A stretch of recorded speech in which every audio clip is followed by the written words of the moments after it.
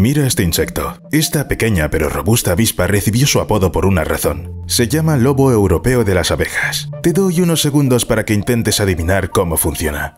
Así que, en cuanto una abeja ve un lobo europeo de las abejas, se da cuenta inmediatamente de que tiene que huir lo antes posible, y cuanto más rápido lo haga, más posibilidades tendrá de sobrevivir. Bueno, como en más rápido, un poco más que cero. Porque normalmente la abeja pierde de todos modos. El lobo europeo de las abejas la alcanza, la atraviesa con un aguijón afilado y luego la arrastra a su madriguera. Literalmente a su madriguera. Los lobos europeos de las abejas anidan en el suelo, por si alguien no lo sabía. Es posible que hayas pensado que no hay nada particularmente aterrador en lo que está sucediendo. Ok, una abeja fue asesinada. También la otra. ¿Cuál es el problema? Las leyes de la naturaleza. Pero si los lobos europeos de las abejas se pasan un día, o por cualquier otra razón, mueren de repente todas las abejas del planeta, todos sentiremos las consecuencias. La buena noticia, no moriremos después de las abejas. La mala noticia es que nuestra calidad de vida se deteriorará, y de forma significativa. Consideremos lo siguiente. Hoy en día existen unas 100 especies de cultivos que corresponden al 90% de los alimentos del mundo. De cada 100 especies, 71 son polinizadas por abejas. Si las abejas desaparecieran, habría mucha menos comida en los estantes y el precio de los alimentos subiría. ¿Te gusta tomar una taza de café por la mañana? Olvídalo. Sin abejas, solo los muy ricos pueden permitirse esta bebida. Y personalmente, como alguien que adora el café, no me gusta nada esa perspectiva. Sin embargo, el café es el menor de los problemas. Los alimentos generalmente familiares, como las cebollas, las manzanas, las bayas, los aguacates y las almendras, sufrirán sin las abejas. Incluso habrá menos heno para alimentar a las vacas, lo que significa menos productos lácteos. Y al parecer, también menos carne. Por supuesto, tarde o temprano la gente se adaptará a las nuevas condiciones, pero ¿te imaginas cuánto tiempo debe pasar hasta que eso ocurra? Y lo deprimente que sería el panorama. Nunca debemos perder a las abejas. Mantengamos ese pensamiento en mente y volvamos a los lobos europeos de las abejas. ¿Cómo funcionan? Estos insectos viven solos. Los machos ocupan un territorio determinado que marcan con feromonas, protegen y atraen a las hembras. Las hembras, a su vez, excavan largas madrigueras en el suelo en las que ponen sus crías. Las larvas del lobo europeo de las abejas son carnívoras, por lo que es necesario prepararse para la aparición de las crías. Tras encontrar una abeja, el lobo europeo de las abejas sale en su persecución. La ataca directamente en vuelo y pica donde la quitina es especialmente fina. Las toxinas paralizan el cuerpo de la abeja, que ya no puede resistirse, por lo que el lobo europeo de las abejas simplemente la arrastra hasta su guarida. Y por cierto, solo las hembras hacen esto. En la madriguera, donde la futura madre se prepara para tener descendencia, almacena varias abejas paralizadas, a veces hasta 6. Resulta algo así como una reserva de comida preparada. Solo le queda poner el huevo, tapiar la entrada y marcharse. La larva eclosionará, comerá suficientes abejas y tejerá un capullo para convertirse en una nueva abeja asesina en primavera. Por cierto, los lobos europeos de las abejas adultos son vegetarianos y comen néctar de las flores. Un momento, me acabo de dar cuenta de algo. ¿Ves esta abeja? Ha estado viviendo bajo tierra y debido al ambiente húmedo y lleno de gérmenes, está cubierta de moho. Literalmente, está cubierta de moho, pero está viva. Espeluznante. Los lobos europeos de las abejas también viven bajo tierra, pero ¿por qué no les pasa algo así?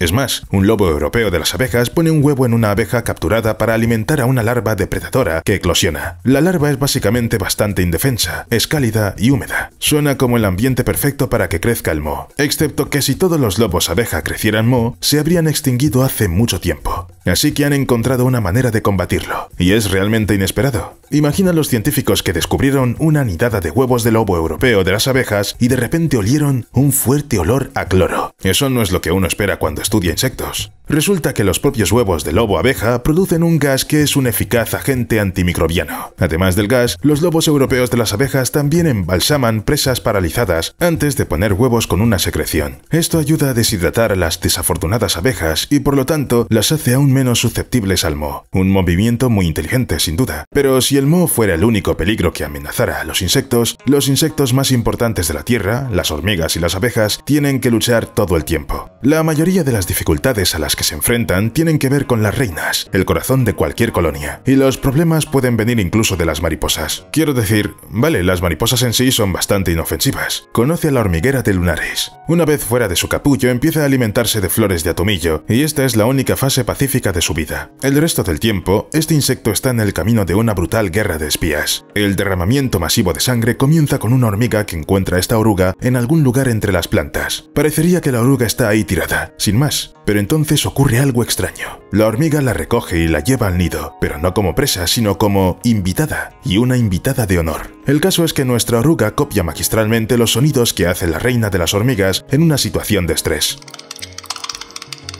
El sonido, más el cóctel de sustancias químicas que emite la oruga, confunde completamente a la hormiga. Deja de ver a la oruga como una presa y aparentemente activa algún protocolo secreto para salvar a la reina. Para salvar a la reina, naturalmente debe ser devuelta al hormiguero, pero el pobre salvador, el caballero hormiga, no tiene ni idea de que está condenando a muerte a toda su colonia. La oruga está completamente indefensa ante las hormigas. Cada una de ellas podría matarla fácilmente, pero a nadie se le ocurriría hacerlo, porque la invitada sigue emitiendo sonidos reales, exuda un olor real y las hormigas no tienen ninguna duda. Una vez que la oruga ha entrado en el hormiguero, puede moverse sin obstáculos en cualquier dirección. Ella es la reina, ¿recuerdas? Pero solo le interesan las habitaciones donde están las indefensas larvas de hormiga. Durante 11 largos meses, la oruga se alimenta de hormigas jóvenes, ganando más del 90% de su biomasa. En términos sencillos, se hace realmente enorme. El apetito del insecto adulto es tal que la vida de la colonia de hormigas se paraliza. Todas las crías ya han sido exterminadas, lo que significa que no hay nadie que busque comida, defiende y cuide a la reina. Sí, la verdadera reina está ahí, en alguna parte, pero ¿quién se preocupa por ella? Finalmente, después de comer todo lo que puede comer, la oruga hace un capullo y, después de un tiempo, se convierte en una mariposa, la hormiguera de lunares. Después de sí misma, deja atrás un hormiguero medio vacío con hormigas sobrantes que morirán de todos modos.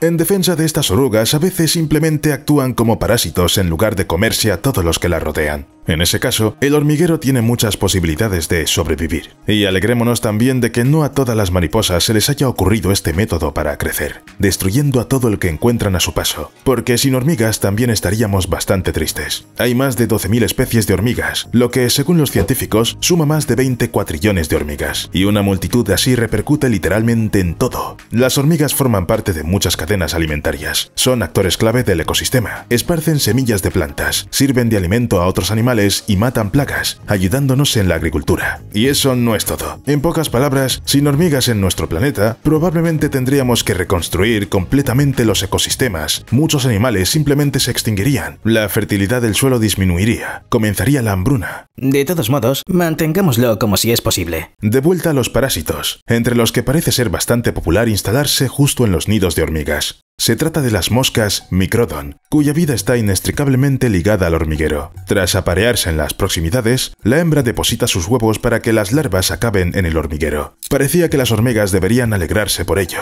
Entrega gratuita de alimento. Pero la mayoría de las larvas no mueren porque se comportan de forma muy comedida y utilizan feromonas, no tan fuertes como esa oruga. Así que nadie pretende ser una reina. Basta con fingir ser una hormiga para luego poder convivir lentamente con las larvas de hormiga y succionarlas. Me refiero a succionarlas literalmente. Después de una comida, solo queda un caparazón vacío de la larva. Las hormigas ni siquiera se dan cuenta de que están depositando las larvas en la mesa de alguien. Ocurre que el nido es perturbado por alguien en el exterior, y entonces las hormigas obreras empiezan a trasladar a las crías a un lugar seguro. En tal situación, las larvas de esas moscas se acurrucan y fingen que ellas también son futuras hormigas, y los insectos adultos las llevan de forma natural a un nuevo lugar. Y así, cuando la larva se convierte finalmente en mosca, elige un buen momento, generalmente por la mañana, cuando las hormigas están lentas y no tienen muchas ganas de matar, y se escabulle. En algún lugar cercano, la mosca se aparea con un macho y el proceso comienza de nuevo. Y sí, aunque la colonia no queda completamente destruida después de una invitada de este tipo, la mosca sigue siendo muy perjudicial para ella. Demasiadas crías mueren, aunque la reina permanezca intacta. Ahora imagina, ¿cualquier otro insecto podría ser tan descarado como para montar sobre la reina? Cada primavera, las cucarachas de Texas montan sobre hormigas aladas al amanecer y surcan los cielos. Cuando oí hablar de esto por primera vez pensé, Dios, ¿qué es esto? Pero vamos a tomarlo desde el principio. La cucaracha miniatura de la que estamos hablando vive con colonias de hormigas cortadoras de hojas y hace autostop en las hembras durante los vuelos de apareamiento de la colonia. El único hospedador disponible para la cucaracha en la región es la hormiga cortadora de hojas tejana, y el autostop en las hembras sugiere que la cucaracha se transmite de la colonia de hormigas cortadoras de hojas madre a las colonias hijas, quedándose con las hembras. ¿Crees que ya ha aumentado el grado de delirio? Sí. Las hembras aladas se convierten en reinas que establecen nuevos nidos y se llevan llevan las cucarachas con ellas, como dote, supongo, o como mascota. Dentro de los nidos, estas cucarachas se alimentan de hongos que cultivan las hormigas. Las cucarachas suelen ser invisibles para sus industriosos anfitriones, probablemente porque imitan el perfil químico de las hormigas. He aquí lo curioso.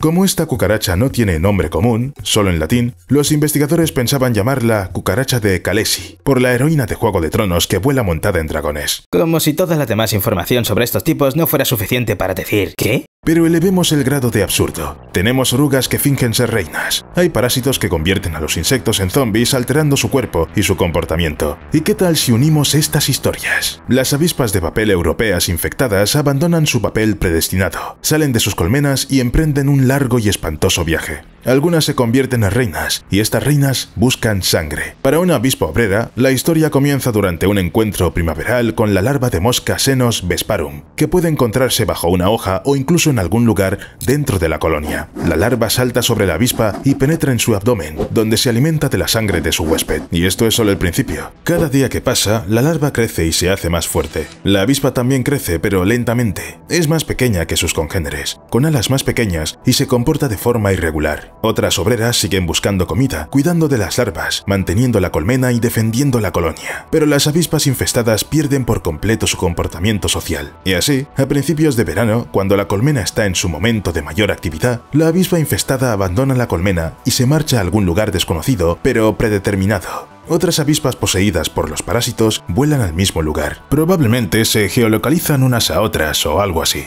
Cuando se han reunido suficientes avispas, comienza el apareamiento, pero no las avispas, que ahora tienen ovarios marchitos y disfuncionales. Los parásitos se aparean. Para las avispas infestadas con el parásito macho, la historia termina en este punto. Mueren, sobre todo a causa de los patógenos que penetran por los agujeros de sus flancos. Sin embargo, las avispas con la hembra Senos vesparum en su interior siguen viviendo, recogen comida y engordan. Solo las reinas se comportan así, por cierto, y luego van a lugares donde se reúnen otras reinas a finales de otoño. Allí, los individuos infectados pasan el invierno descansando junto a las reinas. Algo así como una fiesta de pijamas para insectos de sangre azul. Luego llega la primavera. Las verdaderas reinas se van a preparar sus nidos, pero las avispas infestadas tienen una tarea diferente. Algunas buscan sitios para alimentarse, dejando larvas de mosca como trampas bajo las hojas. Ahí es donde empezó el ciclo, ¿recuerdas? Otras regresan a sus colonias al mediodía, cuando la verdadera reina sale a buscar comida y las obreras que protegen la colonia aún no han madurado. Entonces comienzan a vagar por el interior, esparciendo larvas infecciosas. Las larvas encuentran nuevos huéspedes. La rueda de Sansara da una vuelta. Y te habrás dado cuenta de que el comportamiento de las reinas de las avispas de papel parecen ser diferente al que estás acostumbrado. Realmente lo es. Sus vidas no se parecen en nada a las historias que hemos contado antes. Las reinas de estas avispas no se quedan quietas, no dependen de las obreras para sobrevivir y en general llevan una vida bastante independiente. Una vez que encuentran un macho, se aparean y luego encuentran un lugar cálido para esperar el invierno. Puede ser un ático o un árbol hueco. Si el espacio es grande, las futuras reinas pueden invernar en compañía. Y aunque muchos individuos de la misma especie se congreguen en el mismo espacio, no se trata de un nido, sino de un grupo de avispas de papel hibernando. Una casa común, por así decirlo. En cuanto llega la cálida primavera, la reina busca un lugar protegido de la lluvia para construir su nido. Sí, lo hace por su cuenta, completamente sola. Esto implica encontrar una fuente de madera, masticar las fibras y convertirlas en papel, que la reina utiliza para construir el nido. Y solo después de que un pequeño nido con varias celdas de diferentes tamaños esté listo, ella puede poner sus primeros huevos. Sin embargo, el trabajo no termina ahí. La avispa reina sigue volando y ocupándose de su propio sustento. También amplía su nido y pone huevos nuevos. Además, la reina también tiene que recoger comida para sus crías. En resumen, la vida es una serie interminable de tareas domésticas, pero la ayuda está en camino. En cuanto crecen sus primeros hijos, empiezan a ayudar. Así, el nido crece y crece hasta finales de verano y principios de otoño. Finalmente nace una hija y es elegida como nueva reina. Recibe más comida, mejores cuidados para hacerse más fuerte y vuelve a empezar el ciclo. Cuando la nueva reina virgen vuela en busca de un macho, deja atrás una colmena condenada. Al llegar el frío, todos sus habitantes perecen junto con la vieja reina, pues ha puesto fin a su reinado. Como dicen, la reina ha muerto. ¡Larga vida a la reina! Algo parecido ocurre con los avispones. Del mismo modo, las reinas que sobreviven al invierno encuentran un buen lugar para anidar y luego realizan un enorme trabajo para dar vida a su futura colonia. Pero en cuanto empieza a hacer más frío, los obreros dejan de prestar atención a la reina que les dio la vida. No la cuidan, no ayudan a alimentarla. Después de tanto trabajo, acaba abandonando el nido para morir cerca de él de hambre y frío. Los obreros, por su parte, expulsan del nido a la mayoría de las larvas. La colonia ya no necesita nuevos residentes, está muriendo. Solo unas pocas larvas selectas reciben atención y alimento. Se convertirán en machos y en nuevas hembras reinas. La vida salvaje es muy cruel. Es una historia realmente triste, pero para que no te alteres demasiado, te diré lo siguiente. La población de avispones sí necesita ser controlada. Es bueno que la naturaleza pueda manejarlo por sí misma. Cuando hace un par de años se descubrió un avispero, se contaron hasta 200 crías, listas para desplegar sus alas y comenzar su vida real. Y la gente estaba aterrorizada, porque esto ocurría en Estados Unidos y los avispones eran los avispones asesinos asiáticos. Es una especie invasora que puede acabar fácilmente con todas las abejas autóctonas. Los expertos no tardaron en destruir este nido, deshaciéndose al mismo tiempo de las reinas jóvenes. Aunque suene un poco mal, en realidad es necesario que los humanos controlen a los avispones para que las abejas no se extingan. Mencioné al principio del vídeo que todo lo pasaremos muy mal sin abejas, y los avispones se propagan mucho más rápido. Crean un centenar de reinas en cada nido, y estas reinas luego crean nuevos nidos, y así sucesivamente en un círculo. En comparación, una familia de 40.000 o 60.000 abejas melíferas solo tendrá una reina. Además, los avispones matan abejas en grandes cantidades. Según los expertos, un avispón tarda exactamente 14 segundos en matar a una abeja. Un grupo de 30 o 50 avispones puede destruir fácilmente una colmena entera en una hora. E incluso si un avispón no ha encontrado un nido de abejas, él solo puede atrapar de 20 a 30 abejas al día. En general, las abejas y los avispones, digamos que no se llevan muy bien. Pero aquí hay un pensamiento que me pareció interesante. La mayoría de las veces, sin reina, no hay vida en un termitero, colmena u hormiguero, ¿verdad? Todo gira en torno a la reina. Es el miembro más importante de la colonia. Dicho esto, los propios insectos son bastante buenos matándola. Ya he hablado de que los avispones lanzan literalmente a la reina al frío cuando llega su hora. Es una situación similar con las termitas. Una vez que la reina es demasiado vieja, los ayudantes se reúnen y luego se comen viva a su majestad. La lamen hasta matarla. La reina es enorme. Su piel está estirada y está literalmente hinchada por los jugos nutritivos que circulan por su interior. Las termitas absorben sus fluidos nutritivos y las grasas de su cuerpo. Es probablemente este proceso el que finalmente mata a la reina termita. Entonces, cuando la reina muere, también lo hacen las termitas. La vida abandona la casa de las termitas y se convierte en una escultura sin vida, una especie de palacio abandonado. Pero, ¿qué sentido tiene todo esto? ¿Cómo en ese caso las termitas continúan su especie si su vida depende de un solo individuo? Bueno, todo comienza mucho antes de que la reina muera. Dentro de la casa de las termitas hay un mundo que rebosa vida constantemente. Cada termita tiene un trabajo estrictamente definido que hacer. Hay termitas obreras, termitas soldado y un grupo especial de machos y hembras que pueden reproducirse. Nacen así, no hay orientación profesional. Y así, una vez al año, en cierta tarde húmeda y cálida, cuando las condiciones son perfectas, estas reinas vírgenes aladas y los machos salen volando de pequeñas grietas del montículo. El vuelo de las termitas dura solo un breve instante, tras el cual caen al suelo. Cuando una reina aterriza, se despoja de sus alas. Si la reina se encuentra con su rey, se alejan, cavan una madriguera y desaparecen bajo tierra para siempre. Allí, la pareja se aparea y comienza el nacimiento de la termita. La reina produce un huevo cada 3 segundos durante 15 años. Su cuerpo crece. Lo que comenzó con el tamaño de una moneda crece hasta el tamaño de un dedo índice humano. Mientras las obreras construyen elaboradas cámaras abovedadas que pueden elevarse más de 9 metros sobre el suelo, el rey permanece dentro de la cápsula protectora con la reina durante toda su vida. Así es la monogamia de las termitas. Las termitas recién nacidas empiezan a cuidar de la reina. Lo alimentan y la limpian, se llevan los huevos, los ponen en pequeños montones y los cuidan hasta que las pequeñas termitas eclosionan. Poco a poco las crías de la reina llenan todo el termitero. Y ahora es demasiado grande para moverse, pero no lo necesita, porque el único objetivo de la reina es crear nuevas termitas. Así que la reina es cuidadosamente vigilada. Y hay quien quiere atacar. En la naturaleza, las termitas encuentran muchos depredadores, entre ellos de repente las hormigas.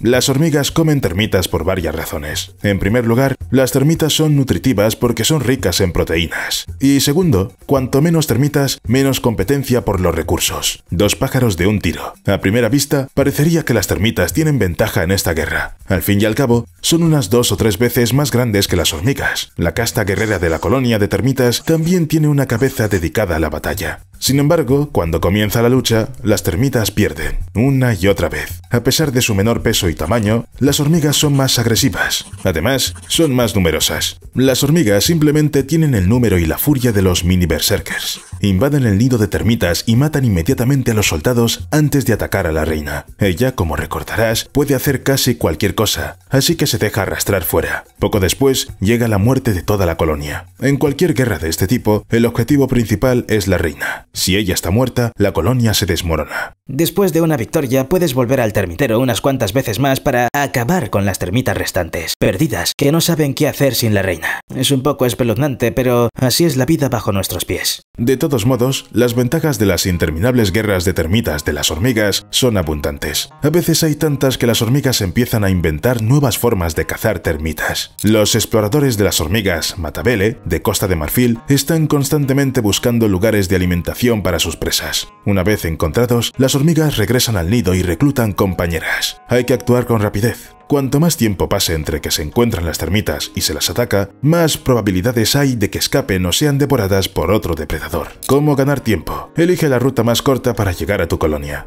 Por lo general, la ruta más corta es sobre una superficie plana, pero las hormigas Matabele viven en terrenos complejos, donde la distancia más corta entre los dos puntos no siempre es el camino más rápido, así que hacen las cosas de manera un poco diferente. Las hormigas Matabele se fijan en las diferencias de altitud y eligen el camino humano. A veces incluso algo asfaltado, porque por un camino así se puede caminar el doble de rápido que por una sabana de hierba espesa. De este modo pueden reducir su tiempo de viaje una media del 35%. Es tiempo suficiente para asegurarse de que nadie se coma a su presa y que la presa no intente huir. Generalmente las termitas son insectos sociales que trabajan juntos, incluso cuando se trata de proteger a la reina. En la sociedad humana es costumbre enviar a los jóvenes al ejército, pero la lógica de las termitas no es en absoluto humana. Se ha observado que los miembros más viejos de su sociedad son los primeros en ser enviados al frente. Las termitas viejas suelen ser la primera línea de defensa contra las hormigas depredadoras que atacan los nidos, y no es porque quieran deshacerse de ellas como lastre. A medida que las termitas soldado maduran, agrandan sus cabezas, que utilizan para tapar grietas. Si tapan la grieta, la hormiga no entrará en el termitero. Todo tiene sentido. Aunque esto podría conducir a una muerte casi segura de los soldados, aún son capaces de defenderse. Y mientras las termitas más viejas retrasan el ataque, los soldados más jóvenes pueden formar una guardia alrededor de la reina y esperar a que las hormigas se acerquen. Sí, las termitas más viejas están esencialmente sacrificándose, y esto es simplemente un enfoque racional. Al utilizar a los miembros más viejos de su sociedad de esta manera, las termitas pueden preservar la longevidad de la colonia y sacar el máximo provecho de todos. ¿Recuerdas lo que ocurre cuando una colonia se queda sin crías porque algún parásito se las come a todas? Exacto. Pero mientras que en muchas comunidades la colonia muere con la reina, en las hormigas Harpegnathos saltator, la vieja reina puede ser sustituida por una nueva. Sin revolución, por supuesto. Mientras la reina está viva, segrega feromonas que impiden que las hormigas obreras pongan huevos y reclamen así su lugar. Pero cuando la reina muere, las obreras sienten la falta de feromonas y empiezan a luchar entre ellas por el derecho a llevar la corona. Y para empezar a reproducirse, claro.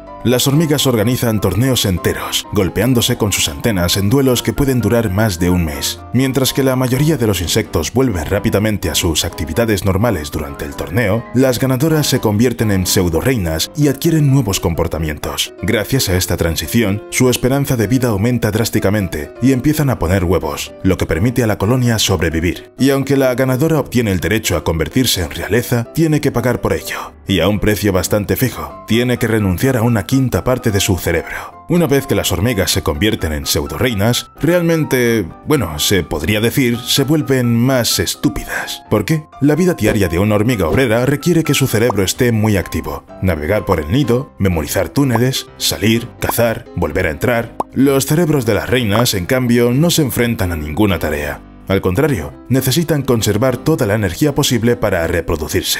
Por tanto, reducir el cerebro es un movimiento justificable, y si una reina de este tipo es degradada a obrera, le volverá a crecer el cerebro en solo 8 semanas. Los investigadores sospechan que estas hormigas son los primeros insectos que pueden tanto aumentar como disminuir el tamaño del cerebro. Por ejemplo, el tamaño del cerebro de las abejas melíferas aumenta cuando cambian de especialización, pero no disminuye si vuelven a cambiar de especialización. Esto se debe a que las hormigas viven en colonias relativamente pequeñas de unos 100 insectos, por lo que cada hormiga individual es una unidad importante. Las abejas viven en colmenas de 50.000 individuos, por lo que no necesitan flexibilidad. Cualquier individuo puede ser sustituido por otro nuevo.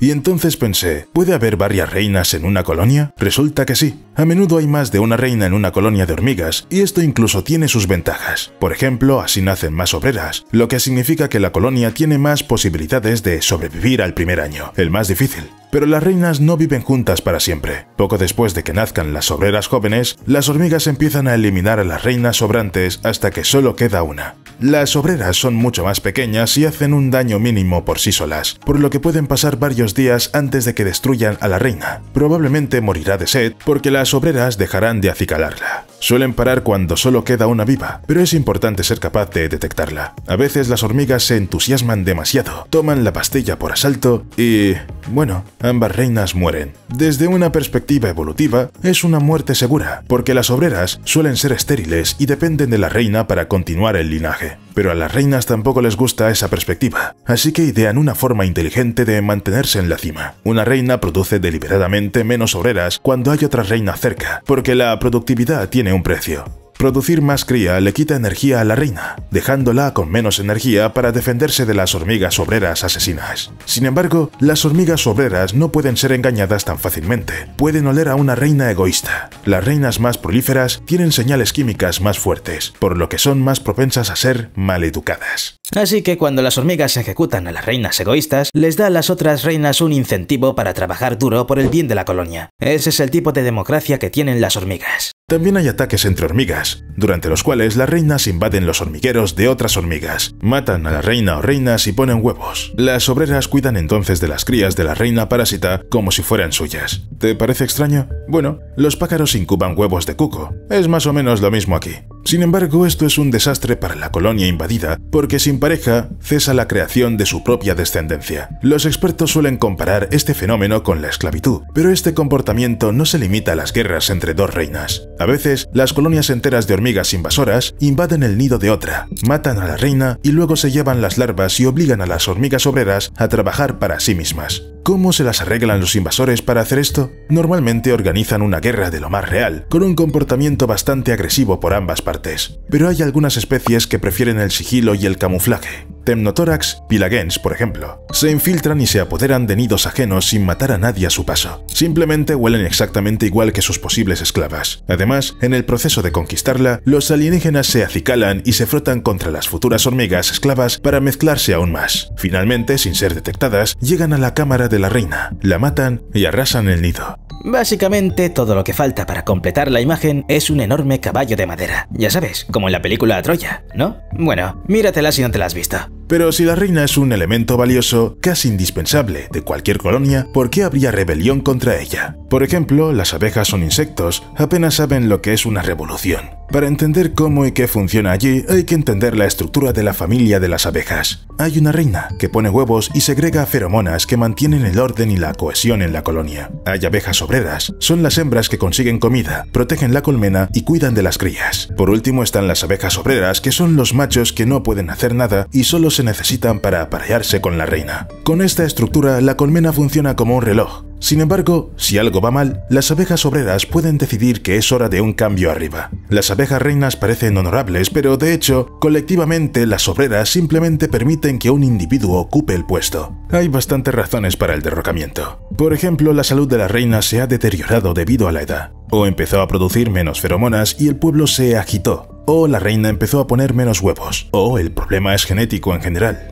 Si la reina se aparea con el macho equivocado, solo nacerán vagabundos voraces en lugar de la descendencia habitual. Eso suena como un argumento para la rebelión. Se cría una nueva reina para reemplazar a la antigua, y las viejas obreras son asesinadas o expulsadas de la colmena. Como dije arriba, democracia ruda. Este comportamiento no es único. El asesinato de reinas es conocido en muchas especies de himenópteros, en hormigas y avispas también. La avispa alemana mata generalmente a sus reinas una vez al año, cuando están debilitadas y viejas. A veces nacen dos reinas a la vez, hay una pelea entre ellas y... sinceramente, es la pelea más floja que hemos visto nunca. Aquí hemos hecho un montaje dinámico solo para ti.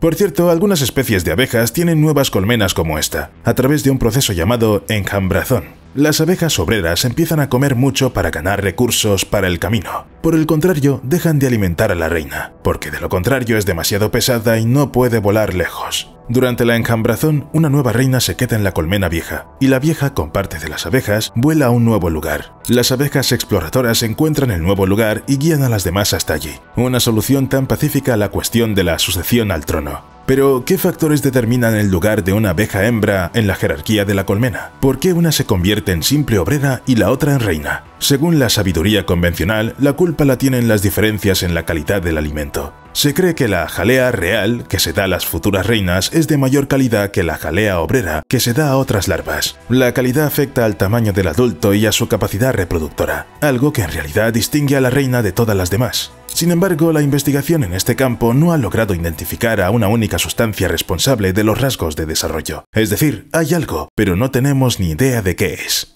En consecuencia, los científicos decidieron observar la cantidad de alimento que ingieren las distintas abejas. Realizaron todo un experimento y descubrieron que no se trata de la calidad o la composición del alimento, sino de la cantidad de comida que comen las distintas abejas. A lo largo del desarrollo, las abejas buscadoras proporcionan más alimento a la larva reina que a las abejas obreras. En caso de emergencia, las abejas recolectoras aumentan el tamaño de las celdas larvarias para criar a las larvas reinas. Parece que cabe más comida en estas celdas agrandadas. Más comida significa más posibilidades de criar una reina. Ahora hablemos de los abejorros. Cuando piensas en el humilde abejorro, probablemente te vengan a la mente imágenes de una colonia ordenada, organizada y eficiente. La mayor parte del tiempo parece así, pero un día llega un momento en que la colonia se convierte en un batiburrillo de asesinatos y engaños. Durante la fase social, la colonia de abejorros comunes es simplemente el epítome de la eficiencia. Primero la reina es fecundada por el macho, luego empieza a poner muchos huevos, se deja mimar, proteger y alimentar por sus crías, que son básicamente abejas obreras. En resumen, es igual que las abejas. Al final, sin embargo, ocurre algo bastante dramático. Los abejorros se vuelven unos contra otros en un arrebato de violencia increíble.